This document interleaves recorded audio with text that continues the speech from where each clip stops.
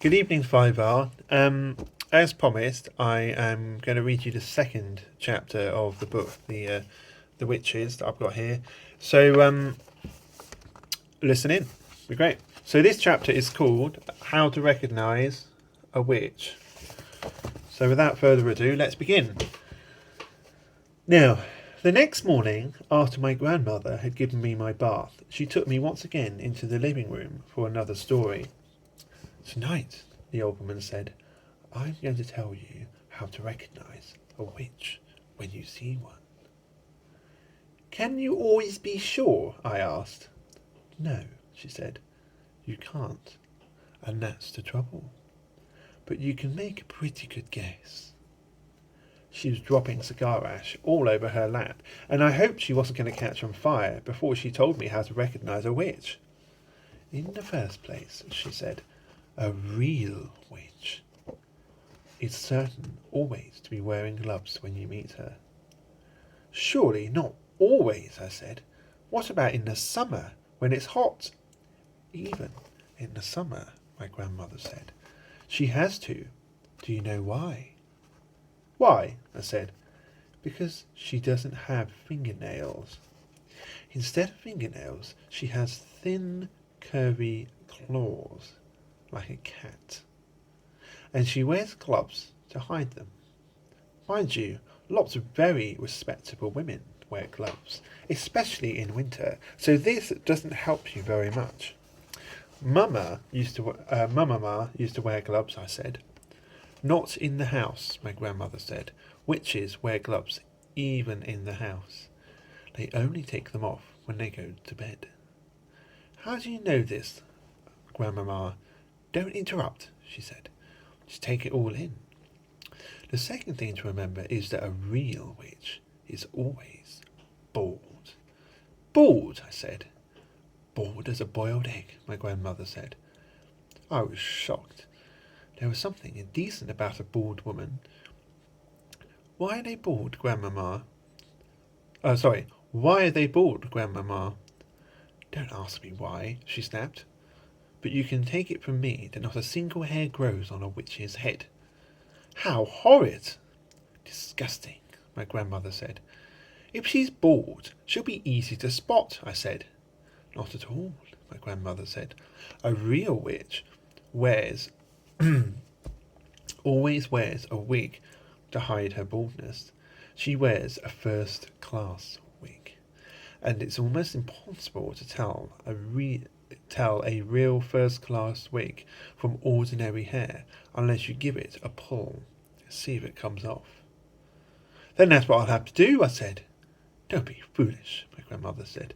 You can't go around pulling out the hair of every lady you meet, even if she is wearing gloves. Just you try it and see what happens. So that doesn't help very much either, I said. None of these things is any good on its own, my grandmother said. It's only when you put them all together that they begin to make a little more sense. Mind you, my grandmother went on, these wigs do cause a rather serious problem for the witches. What problem, Grandmama? They make the scalp itch most terribly, she said. You see, when an actress wears a wig, or if you or I were to wear a wig, we would be putting it over our own hair, but a witch has to put it straight onto her naked scalp. And the underneath of a wig is always very rough and scratchy. It sets up a frightful itch on the bald skin. It causes nasty sores on the head. Wig rash, the witches call it, and it doesn't half itch. What other things must I look for to recognise a witch? I asked. Look for the nose holes, my grandmother said. Witches have slightly larger nose holes than ordinary people. The rim of each nose hole is pink and curvy, like the rim of a certain kind of seashell. Why do they have such big nose holes? I asked. For smelling with, my grandmother said. A real witch has the most amazing powers of smell. She can actually smell out a child who was standing on the other side of the street on a pitch black night. She couldn't smell me, I said. I've just had a bath. Oh, yes, she could, my grandmother said.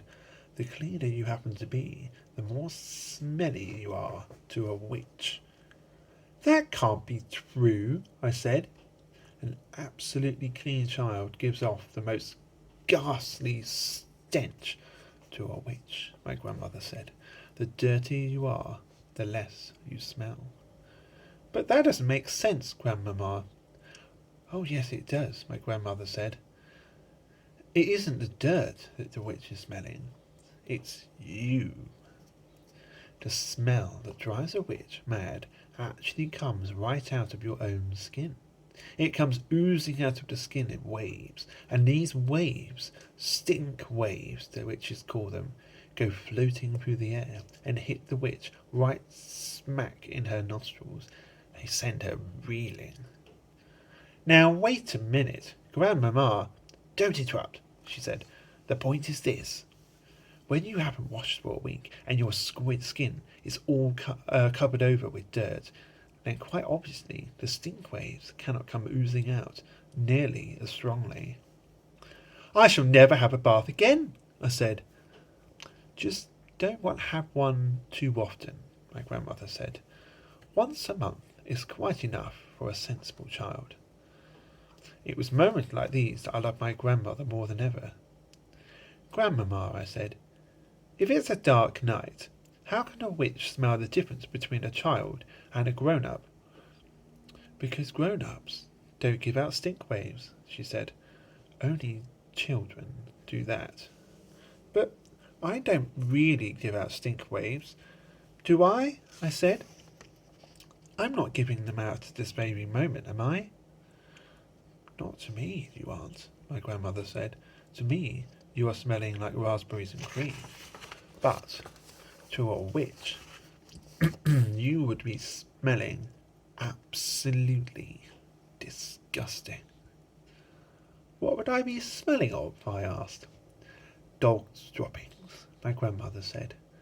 I reeled. I was stunned. Dog's droppings, I cried. I am not smelling of dog's droppings. I don't believe it. I won't believe it. Once more, my grandmother said, speaking with a touch of relish, to a witch you'd be smelling of fresh dog's droppings. That's simply not true, I cried. I know I'm not smelling of dog's droppings, stale or fresh. There's no point in arguing about it, my grandmother said. It's a fact of life. I was outraged. I simply couldn't bring myself to believe that what my grandmother was telling me. So, if you see a woman holding her nose as she passes you in the street, she went on, that woman could easily be a witch. I decided to change the subject. Tell me, what else do I have to do? What else should I look out for in a witch? I asked. The eyes, my grandmother said. Look carefully at the eyes, because the eyes of a real witch are different from yours and mine. Look in the middle of each eye, where there's normally a little black dot. If she is a witch, the black dot will keep changing colour, and you will see fire, and you will see ice dancing right in the very centre of the coloured dot. It will send shivers running all over your skin. My grandmother leaned back in her chair and sucked away contentedly at her foul black cigar. I squatted on the floor, staring up at her, fascinated. She was not smiling. She looked deadly serious. Are there other things? I asked her. Of course there are other things, my grandmother said. You don't seem to understand that witches are not actually women at all. They look like women, they talk like women, and they're able to act like women. But in actual fact, they are totally different animals. They are demons in human shape. That is why they have claws and bald heads and weird noses and peculiar eyes, all of them, all of which they have to conceal as best they can from the rest of the world. What else is different about them, Grandmamma? The feet, she said. Witches never have toes. No toes, I cried. Then what do they have? They just have feet, my grandmother said. The feet have square ends. The feet have square ends with no toes on them at all. Does that make it difficult to walk? I asked. Not at all, my grandmother said, but it does give them a problem with their shoes. All ladies like to wear rather small, rather pointed shoes, but a witch, whose feet are very wide and square at the ends, has the most awful job squeezing her feet into those neat little pointed shoes. Why doesn't she wear wide, comfy shoes with square ends? I asked. She dare not, my grandmother said. Just as she hides her baldness with a wig, she must also hide her ugly witch's feet by squeezing them into pretty shoes. Isn't that terribly uncomfortable? I asked. Extremely uncomfortable, my grandmother said, but she has to put up with it. If she's wearing ordinary shoes, it won't help me to recognise her, will it, Grandmamma? I'm afraid it won't, my grandmother said. You might possibly see her limping very slightly, but only if you were watching closely. Are those the only differences then, Grandmamma? There's one more, my grandmother said. Just one more. What is it, Grandmamma? Their spit is blue. Blue? I cried. Not blue. Their spit can't be blue. Blue as a bilberry, she said.